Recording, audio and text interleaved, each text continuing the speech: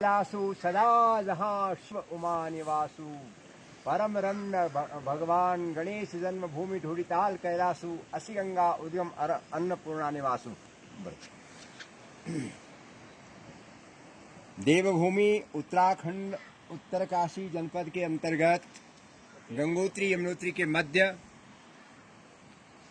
भगवान ढूढ़ीराज गणेश की यह पावन जन्मस्थली माता अन्नपूर्णा का दरबार, चारों ओर शैल शिखर, वन संपदा, अथाह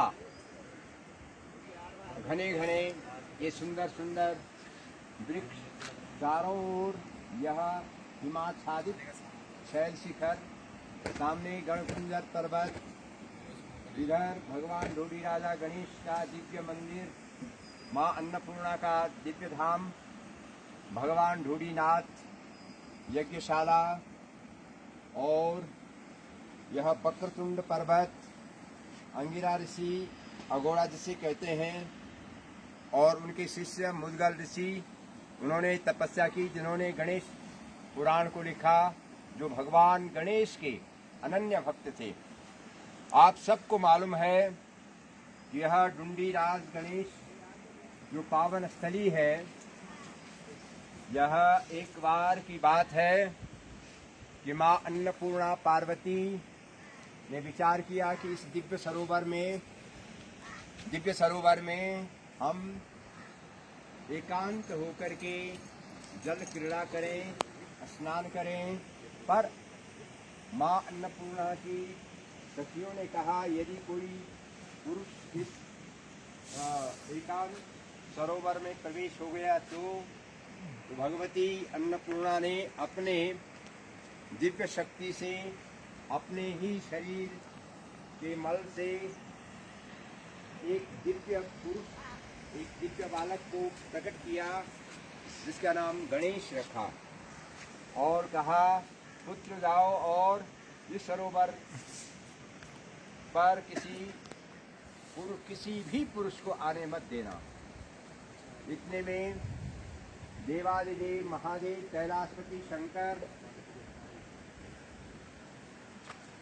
अपने भ्रमण में अपने शिव गणों के साथ में यहाँ पर पहुँच गए।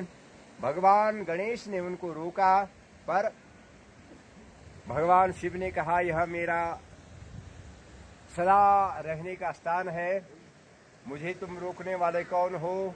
भगवान गणेश ने कहा, यह मेरी माँ का आदेश है कि कोई भी पुरुष इस सरोवर में आ नहीं सकता जब तक मेरी माँ अन्नपूर्णा स्नान कर रही है।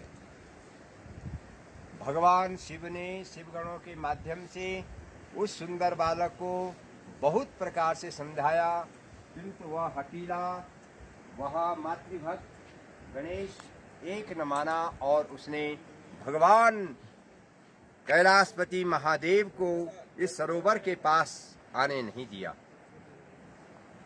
बहुत समझाने पर जब उसने अत्यंत हठ ठान लिया, शिवगणों को भी क्रोध आ गया, शिवगणों को भी उसने उस छोटे से बालक ने पछाड़ा।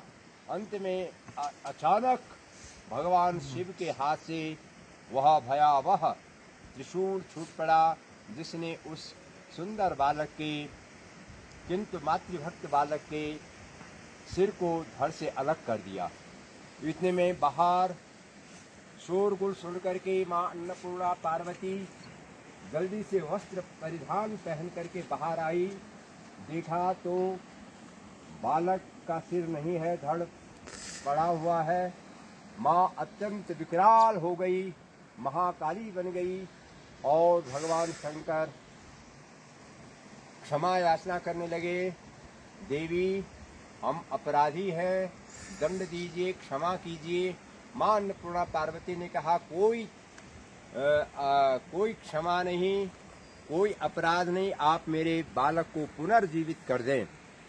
भगवान शिवजी ने अपने शिवगणों को कहा कि जिस माँ ने अभी अभी अपने शिशु को जन्म दिया हो, किंतु उसका वात्सल्य और उसका मोह अभी अभी उस पर न हुआ हो, माँ अभी बेहोशी की हालत में हो, ऐसे नवजात शिशु को, नवजात शावक को आप कहीं से भी ढूंढ करके लाओ। सारे शिवगण पूरे उत्तराखंड में फैल गए और कुछ ही क्षणों में उन्हें एक हथिनी मिली जिसने अभी अभी एक सुंदर से बालक को जन्म दिया था, शावक को जन्म दिया था, किंतु उसको अपने आप वह बेसुध थी।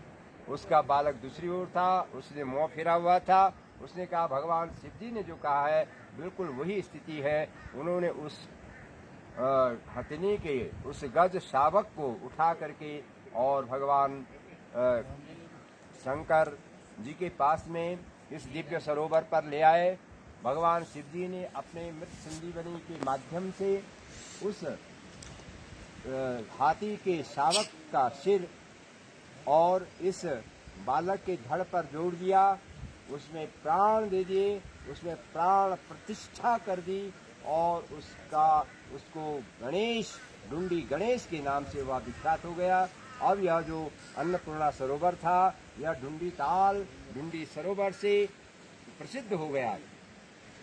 और भगवान शंकर ने आशीर्वाद दिया इस दिव्य स्थल पर जो यहाँ आकर के भगवान डुंडीराज गणेश का और माँ अन्नपूर्णा का श्रद्धा, भाव और विश्वास से दर्शन करेगा, उसको पुत्रार्थी को पुत्र की प्राप्ति होगी, धनार्थी को धन की प्राप्ति होगी, मोक्षार्थी को मोक्ष की प्राप्ति होगी, विद्या चाहने वाले को विद्या की प्राप्ति होगी और यश चाहने वाले को यशस कामः यश की प्राप्ति होगी, कीर्ति फैलेगी।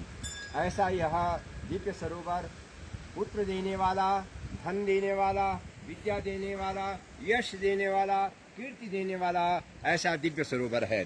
यहाँ आकर के आप स्वयं देख लीजिए कि कितना दिव्य, अलौकिक और परम रमणीय और परम सुंदर स्थान है यह, दिव्य स्थल है यह। आइए इसमें अवगाहन कीजिए, इसमें स्नान कीजिए, श्रद्धा और विश्वास रखिए और आप भी डुंडीराज गणेश की तरह मातृभक्त बनिए, माँ की आज्ञा का पालन कीजिए। आप भी पूरे देवताओं में शिरोमणि हो जाएंगे, पूरे मानव से महामानव बन जाएंगे, आपके अंदर मनुष्यता आ जाएगी। यदि आप भी मातृ पितृ भक्त बन जाएंगे भगवान गणेश का आशीर्वाद लेकर के, तो सारे देवी देवता आप पर निश्चित रूप से प्रसन्न हो जाएंगे।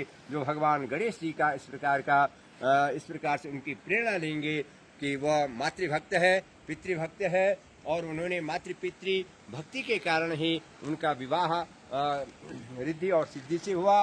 उनके यहाँ कुशल और क्षेम पुत्र उत्पन्न हुए। तो जो यहाँ आएगा उनके घर में रिद्धि सिद्धि, कुशलता, क्षेमता, आनंदित और हर प्रकार की प्रसन्नता, उल्लास और उत्साह बना रहेगा और वो औरों को भी इस सनातन धर्म का प्रचार और प्रसार करेंगे। बहुत बहुत धन्यवाद।